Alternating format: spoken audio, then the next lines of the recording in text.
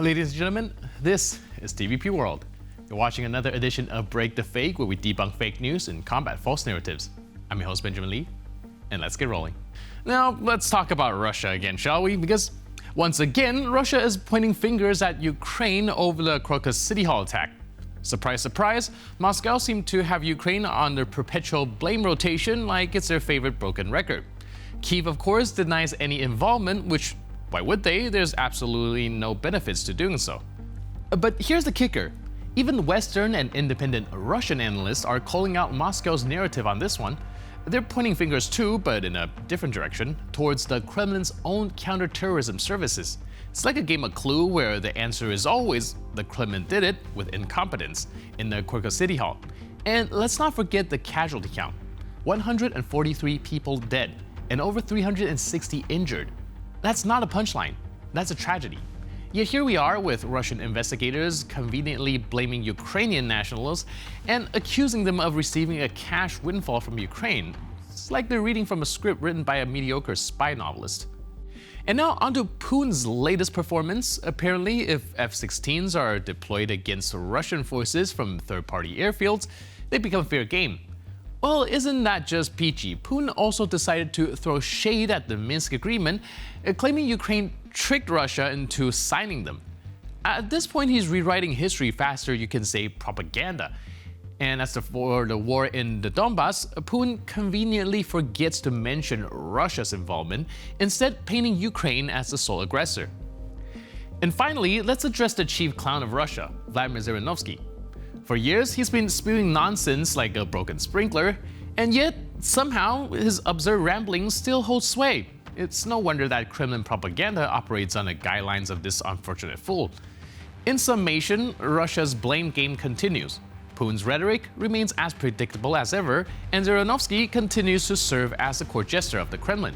It's a tragic comedy of errors, and unfortunately, the punchline is always at someone else's expense.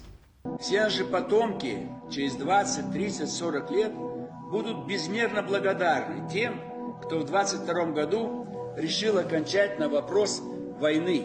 Чтобы больше ее не было, будут уничтожены все те, кто ее готовили. США, блок НАТО, Польша и так далее, Украина. Они будут нам благодарны, что Россия расцветет, останется единственной супердержавой в мире. Все будут учить русский, а не английский. И расчеты будут идти в рублях, а не в долларах. И наши граждане наконец получат нормальные, хорошие условия для жизни. Ее создал Ленин, он, Сталин и Хрущев. Вот три большевика-преступника создали Украину, которая сегодня дымит, горит и будет уничтожена. Поэтому Украине конец. Забудьте это слово. Будут малороссийские губернии. Meanwhile, Russia's World People's Council, chaired by none other than Patriarch Kirill, has apparently decided to pen their own little fanfiction. And it's a real page-turner. In a move that surprises absolutely no one, they've labeled their invasion of Ukraine as a holy war, because nothing screams divine intervention like geopolitical aggression. According to this council of self-appointed guardians of all things Russian, the entirety of modern-day Ukraine should just be a cozy extension of Russia's backyard, as their territorial ambitions know no bounds. Forget borders, there's more like guidelines apparently. And let's talk about the little charming decree that they've cooked up.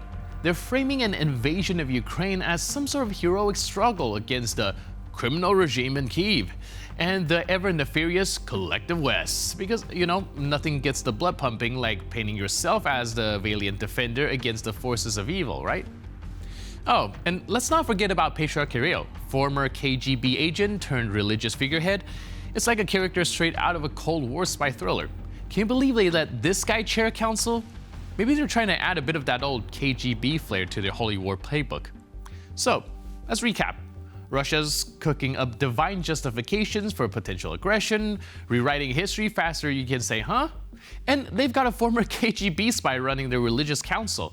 It's like watching a train wreck in slow motion, except the train is also on fire, and the conductor's wearing a clown costume, and the costume is also on fire. Well, thanks Russia for keeping the absurdity alive and well.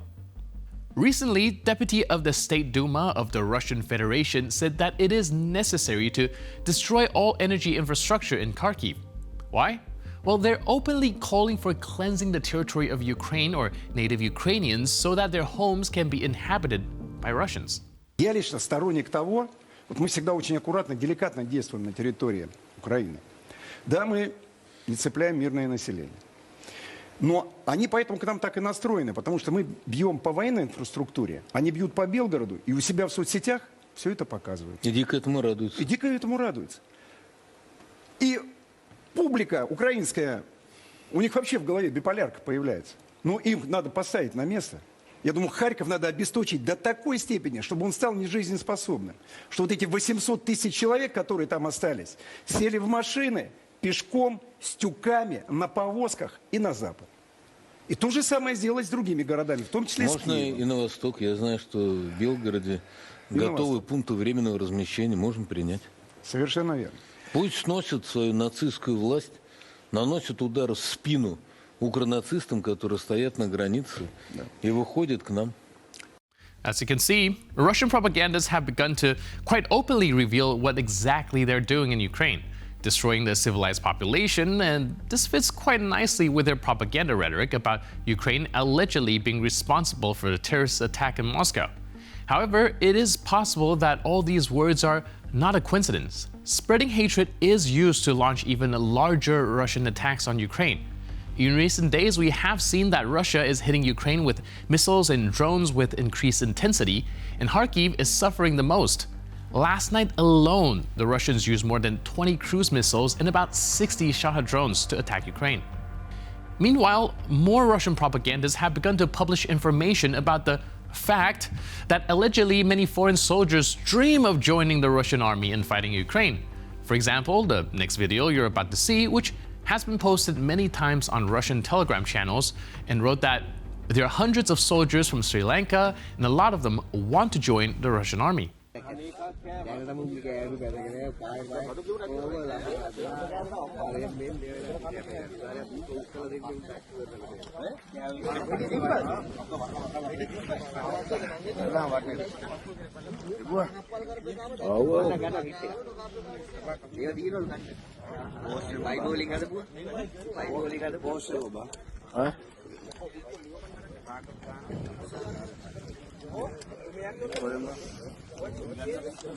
But you want us to break this fake, right? So, let's go. Recently, the Center of National Resistance reported that locals are observing the arrival of regular Kremlin mercenaries on the temporarily occupied territory of Ukraine. In particular, the invaders are bringing militants from Cuba and Nepal. Raiders have also reported that India appealed to the Russian Federation with a request for the early release of some of its citizens who work in the Russian army in auxiliary positions. Petro Yatsenko, a representative of the coordinating staff on the treatment of prisoners of war, said that in Ukrainian captivity, there are representatives of Cuba, Nepal, as well as those from African countries and Latin America. Well, Russia promised the citizens of Sri Lanka that they would do support work. And it's also known that most of the foreign soldiers went to war enticed by a salary of $3,000 and the prospect of getting a passport of the Russian Federation. Recently, some pro-Russian citizens in the Donetsk region of Ukraine have posted a video where they enjoy a device that fills water bottles by itself. It's funny that at the beginning of this video, guys addressed the Ukrainians and emphasized that they will never have such a machine.